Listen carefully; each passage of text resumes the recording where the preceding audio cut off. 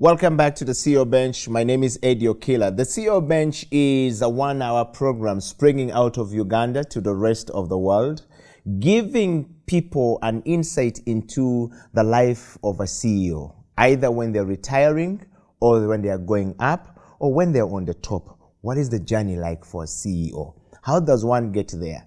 Today on the program, we have the CEO of Marketing Africa, Mr. William Kalombo, a seasoned marketer, a great thinker of marketing, breathes and thinks marketing even when he's sleeping.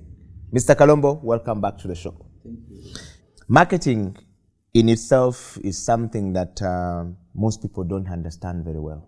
But you are a marketing professional and a CEO of a marketing company that is leading in East Africa. William, in your view, what is marketing, first of all? It's the art of identifying consumer needs and delivering on them, even beyond them, at a profit to the owner of the brand. William, I want to take you straight to some of the questions we designed for you today, which should be able to give us an understanding of a CEO befitting of a marketing company, but also as a viewer, what do I want to pick from a man who is on the top? You've been on this journey for a while. I want you to start by telling us, how did you think about starting Marketing Africa? What was the inspiration behind it? And what is Marketing Africa all about as a company? When I was at the university, we had a publication. It was called the Marketing Review. And we were able to publish that magazine and get 18 full-page adverts at that time, which was a first. I've never seen it up to today. And we made a lot of money from the magazine. At the same time, we were running events as an association.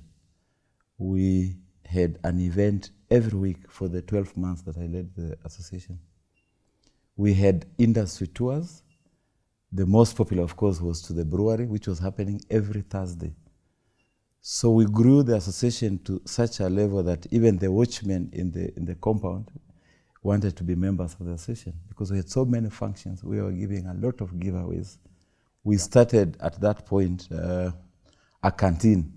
It took me about 4 months to get approvals from the VC to get this canteen. And through the support of my patron, Professor Francis Kibera, the resistance from the university was because they were not understanding what we want to use the canteen for. But what we were looking at that point was to get a laboratory-like scenario where students of business can come and try out the theories that we pick up from the classrooms. When we launched that canteen, I think we had about 1,000 people in Lower Kabete campus of the University of Nairobi. And we did one of the biggest Guinness promotions ever done up to today, where a lot of prizes were on the giveaway, on the list. It was a scenario where even saved people were participating in the activity because we had to buy a drink, get a voucher, and then get a raffle. Even saved people, you call them Mologol, I think, were participating in this scenario, so they win a prize and leave that beer there. So we started at that point. After university, I told you I worked for 12 months. Then I started a company that was doing below-the-line activities. So we are doing... That's what we call in marketing BTL? BTL, yes. So we did that for a while. And then I made a suicidal move to imagine that I can publish a magazine. Since I had done a very successful one in the university, I thought I can do it now commercially. So I set shop to do a magazine, and one of my board members, he gave us the magazine to do for the society. And that magazine had died. They had, the last 3 years, I think, they did 4 issues, 3 issues, 1 issue, then 0 issue. So we picked a dead publication, reawakened it, and it hit the highway. It was called Sokoni. When it picked... I was a big reader of Sokoni Africa. Yes, when it picked, some people, out of their own wisdom, imagined that they can micromanage us and extinguish us and take away the project and give it to somebody else. As always in Africa? which they did. So they took away the magazine from us on the claim that we didn't have a contract. So we are fired, literally. So we had publication knowledge, but we had no publication to do. That's how now Sokoni Africa was born. So we started doing Sokoni Africa, and the MSK sued us. They said, you can't use our name. You have to drop the name, look for your own name. So they took us to court, and we were in court for about 9 months. Within that window, we were able to publish, I think, 3 issues of Sokoni Africa. The courts ruled that until we clear the full case, the case is completely hard, we can't use the name. That week was, I think, the worst week we ever had in our office. And I remember our lawyer is called Mereka. He's a senior counsel in Kenya. We were in the same building. He came down and found everybody happy and jumpy, and he asked, you guys, we just lost the case. What is happening to you? We said we are fine. We said we are fine. So what happened a week after the court banned us from using Sokoni Africa, we launched Marketing Africa, which is Sokoni Africa in English. Okay, just hold it right there and send that comment, because Kalombo has just hit something very interesting. Yes, so that's how we launched the magazine. So did they take you back to court this time around? It is Marketing Africa, it's not Sokoni anymore. So there was no brand infringement anymore. So we were safe that way. Then we moved on like that. It hasn't been easy. Even Sokoni itself, when we started the magazine, I told you, when we were in university, I think we got a lot of favors and sympathy from the corporate. In the commercial space, it was very hard to sell space, because magazine, what drives a magazine is space, selling the adverts. And my imagination was that we will start this magazine. After the first issue, it will finance the next issue. I can tell you, it is the magazine, Sokoni, that collapsed my below-the-line business, because I got my first payment on the 6th magazine. Wow. Wow. William, this whole story that you're talking about as a CEO of the great Marketing Africa Limited we see today, what does that remind you of in that journey? And by the way, were you the CEO? At what point did you become the team leader? Because I imagine that you had a group of people you're working with and you started together. How did you make it to become the CEO with all of that story? Is it because you won the case by losing it and winning it by starting Marketing Africa? It's another issue. The question you raise touches on partnerships. You have social partnerships that have successfully collapsed in relationships. You have corporate partnerships that have collapsed. The irony is that you cannot become a multinational or a very big brand without partnerships. But on the flip side, a lot of the partners we pick them up emotively. And they end up collapsing you or slowing down your speed or vision or compromising it. The biggest trouble for businessmen is that you look at things, they tell us you must be passionate about what you do. If you look at every other passionate person, let me talk about relationships. The minute you are passionate with something, with a woman, with a man, you lose the ability to look at things objectively. From my world, I tell everybody, please try to be objective. Because when you are passionate, your eyes are completely blinded. You will never be objective. You can't pull back and say, this thing is flopping, can I leave it? We must accept the fact that business will collapse.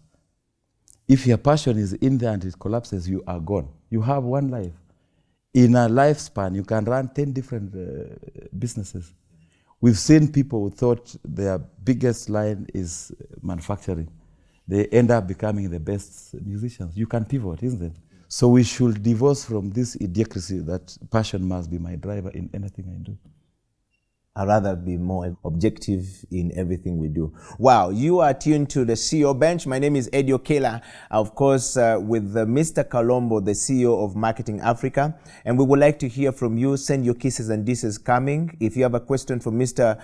Kalombo, we'll definitely answer it on the show, either on the comment section of the program. And of course, share it far and wide. Make sure it gets to your grandmother, your grandfather, your cousins, your nephews. We're not leaving anyone behind in Africa, particularly when we're talking about a very serious topic on leadership and marketing of Africa. And we're going to dive a little bit deeper into that with William. William, that said and done, the story of Marketing Africa is very compelling to hear where you're coming from. My question is, what is your view on sponsorship marketing in this part of the world that we're in as a CEO? I think is the most convoluted space you can ever think of. There's a lot of gray areas in that space. And the biggest problem are the players themselves. The people who own brands are a very big part of the problem, in the sense that if you are looking for sponsorship, say for a particular event, you surrender the power of owning that baby to the sponsor, when all you are relying on is a sponsor for the event to happen.